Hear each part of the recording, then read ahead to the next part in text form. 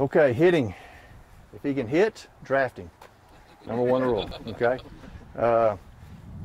There's a lot of things to do with hitters, but really and truly it seems like the guys that can hit can hit. You know, we feel like that we improve them, but, you know, I've had kids that you know, he was a 100 hitter and we made him a 150 hitter, and we felt good about it. We've had 200 hitters that we got to 250 and we felt good about it. He can't go to the next level, but we did improve him on some things. And then you have that kid that walks out, jumps off the bus and just goes, man, those are dreams. So draft that guy if you find him. Hitting, just basic stuff. I'm sure you guys know the same stuff that we know. Our stance is going to be just try to have a athletic stance. We want the weight on the balls of our feet. We like them to be even. All this kind of stuff. You start doing this kind of stuff, you're creating holes in your swing, and people usually do that to fix something. So we try to start from the basis and get them in a good spot. So we'll try to be even, balls on our feet, athletic position. We're big about these knuckles being lined up. Today I had a high school kid, and he was like this again. I'm like, what do we talk about? Oh, he didn't even know he was doing it again. Now he was about 6 for 8 a week and a half ago, and this last week he was about 1 for 8. So it's great for me, because I said, that's why you're not hitting. And he's like, you know what, you're right. I didn't even realize that. So now we've got it ingrained in him, so now he walks up, that's the first thing he checks every time. Whether it is or whether it isn't, at least I got him doing what I think is the right thing to do. Biggest thing for you guys is your guys are so weak. They're weak. That they, and I don't mean that negatively, but they're weak physically, that they cannot swing the bat the way that you'll teach it at the higher level. So I would bet you most of your kids are rotary type hitters, and that they're this way right here, because that way I can hit the baseball. If you put it on a tee for me, I can hit it like that, and that's great stuff. But we don't want that at the high school and the college level. Okay, so just some quick stuff. What we try to do is our hands will never separate from our body more than 3 or 4 inches. Okay, our hands are going to stay tight. We're in a powerful position. Our hands are going to be inside the baseball. Inside the baseball is critical to being a hitter that can hit all types of pitches. Okay, we're going to be what we call load and separate. We're going to load and stride. Our stride should be on our big toe with our weight still inside our knee and our leg. You watch your kids and you watch our kids that don't hit, and they do this. Their swing and their stride is together.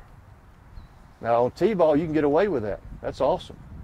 And coach pitch you can probably get away with it because it's all the same speed. But the next level is they start throwing the nasty curveball. They cheat.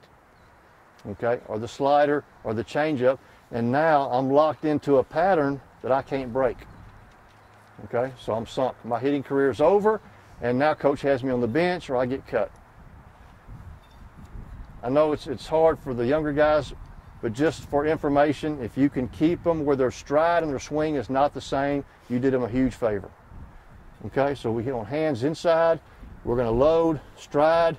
Again, I'm in a great hitting position. If it's a curve or a changeup, I'm not fooled, and then I'm gonna swing the baseball bat and hit the ball. We use a phrase, and I was talking to Chris Roller today, our center fielder, who is a monster. If you don't know Chris, he played football. He's our center fielder. He is a monster. He hit a ground ball, a line drive yesterday, Saturday at the tournament, that hit the back of the dirt. Okay, it went all the way to the flagpole before the outfielders could get it. Kids don't hit baseballs that hard very often. It was crushed.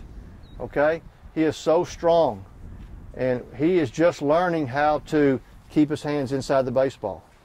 And we were working with him today, and we used terms like, I want your hands to cross your face before you release and come out.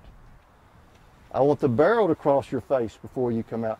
You know, old timers used to say, you know, I want to swing down on the baseball. That's all great. What they're really talking about is the first 8 or 10 inches of the swing. So when I start my swing, if I'm here, okay, the barrel is above my hands, I'm going to have a great chance to hit the baseball. The problem we have is with kids that do this. Okay, when this front shoulder comes up, this elbow comes up, this barrel's going down. They're not going to be successful. Now, I'm not going to tell you they're not going to hit, because they'll throw some baseballs down here low in the zone and they'll hit them hard. And they'll feel pretty good. What do you mean I can't hit? Well, then we're going to throw him a curveball, or we're going to throw him a fastball right here, and then his career is over. Put a baseball on a tee. Tee drills are awesome, and make them hit the baseball. We do soft toss, a ton of soft toss. On soft toss, if that camera is the batter, then what we'll try to do is be at a 45 here. I don't like doing soft toss directly from the side, because that's not a realistic approach to baseball hitting. I will do it from the side if I'm wanting you to go opposite field. If I want you to hit the baseball opposite field, then what we try to tell them is, I want the ball to get in between your feet before you hit it. So we'll do everything the same. I'll let the ball get inside my feet and hit it here. That's the only thing. We don't try to teach them anything different. So we're not creating them, because this is what happens. Hit the ball to right field. They'll start trying to push it over there and help it over there. And now we've got all kind of problems. So we tell them, swing the same way. Let the ball get in between your feet. And all of a sudden they start hitting it hard over there, and we're successful. Okay? 1,000 drills, you know, rag ball, softball, short toss. If you have a screen, we do like bowling, and we'll just throw them like this to them. Just underhand, because every pitch I can put it right where I want it. And he's getting a lot of reps. We tell them, every ball you hit to the pitcher screen, I'll give you another swing. Every ball you pop up, you lose a swing. Again, just trying to make them focus. We'll hit them in groups of 3 or 4 and have a point system. All right, your group, how many screens did you hit? How many pop-ups did this group hit? All right, y'all are at +6. Next group. And then the winner doesn't have to run or pick up the field or whatever, and everybody else has to do something. So again, competition makes it fun, but it also puts just enough pressure that you can kind of measure, are they doing what we're working on with some pressure? And then it just makes it easier to transfer over to the ball game. Bad things they do. Bad things they do is step in the bucket. To me, when they do that, they're scared. Okay? How do you get them unscared? That's, if you can figure that out, you can write a book and be a millionaire. They're scared. You know, I've put them with helmets on. I've put face masks on them. I've put like those soccer shin guard pads on their arm under their sleeves. So now, you know, you're protected. We put rib pads on them, and they go, ooh. They're scared. Okay, so to combat that, I mean, we try to invent things. We make them stand open, and then just tell them to hit. And usually what they do is they step forward. So sometimes that works. Sometimes we put them here and they step even more. So scratch that one.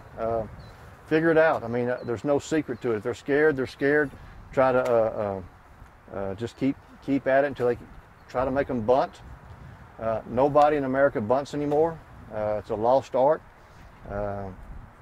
Bunting. You know what? Back 100 years ago when I played, they used to teach us to pivot on our toes and bunt. Well, the first ball that came right here ended that. Okay, because I can't get out of the way, and I can't reach the outside pitch. Our bunting technique for a right-handed batter, we drop what we call drop step, and we get more in a running position, and we're going to try to squat down where our back knee's close to the ground. It's important that they keep their chest up. When your chest goes down, the barrel goes down. So we will drop step here, and we will get in this position here. We don't bunt anything but strikes. Okay? That's a lie. That's our rule, and it never happens. Okay? Try to always bunt strikes. Again, for whatever reason, when I'm bunting, the pitcher's like, I can't throw a strike to him. So we'll take a walk, and we'll bunt the next guy. Bunting's a lost art. We try not to ever bunt the ball to the pitcher. Again, our zones are over here. We'll put a cone or whatever, a rag over there, and if they hit that, you know, same thing. No running, a piece of gum, 25 cents, or whatever you want to do with them. For our left-handers, it's a little easier.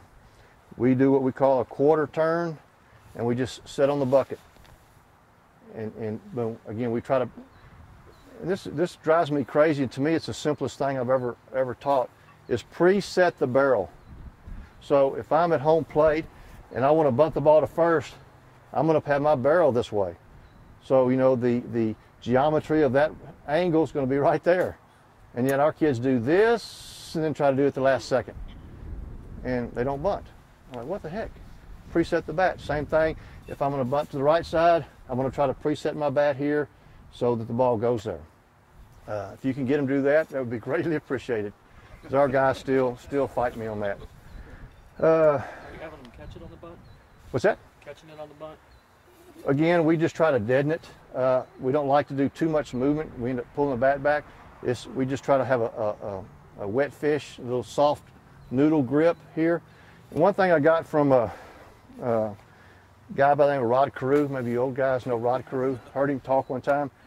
He tried to bunt the ball on the last 2 inches of the barrel. Okay, I mean, I know that's not going to work for an 8-year-old, but just general knowledge is, and our guys tried it, and they're like, whoa, that's a lot better. Okay, it's a lot better, but the last 2 inches, you got this whole barrel I was giving you before this much, and you couldn't bunt, and now you can bunt it here. Okay, makes a lot of sense. But anyway, just some different focal points. One thing I've done with them before is kids that have trouble bunting is I'll put a glove on them.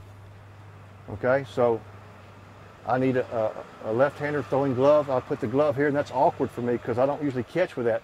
But when I learned to catch with that, oh, it got a lot easier. And same thing, you know, for the left-handed guy, he usually throws left-handed, so we put a different glove on him and just teach him to catch the ball. Seems to help. Again, it's just tracking the ball to the barrel, making their head, their eyes track it to the barrel. And again, that's another way of saying, you know, when I was talking about hitting our hands across our face, you know, my dad used to say, I want to see your head go down. I want your head to go down when you hit. And again, that's the same thing. Keeping your head down, hands across the face. Bunting's the same thing. Track it to the barrel of the bat. We've put tape on the barrel. Tape. I put tape on the barrel and let them hit. See if you can see the tape and the baseball. Where did you hit the ball? And half of them just, they can't tell you. Hit your tape. Oh yeah, I hit the tape. Hit the tape right there. And they hit it way down here. So again, things to make them connect the dots is awesome. Hitting drills, there's a million hitting drills. They're all good. The tee's good. Again, for you guys, especially doing coach pitch, I love the one we have the screen right here and just underhand it to them, bowling. And they can learn to do that themselves. Our guys do that, and every pitch is a strike. Okay, when they try to start throwing up here, they hit people, and it goes all over the place. And we're getting reps. A lot of times I'll make them, again, go progression. I'll make them stance, okay, stride, start from here, and now hit. And I'll throw them a ball. And I'll throw them a ball inside, I'll throw them a ball outside, and I'll ask them, you know, where did you hit that one? You know, did you feel the ball get late? You know, just things trying to make them aware of where the ball is and what we're trying to accomplish. But those are easy drills to do.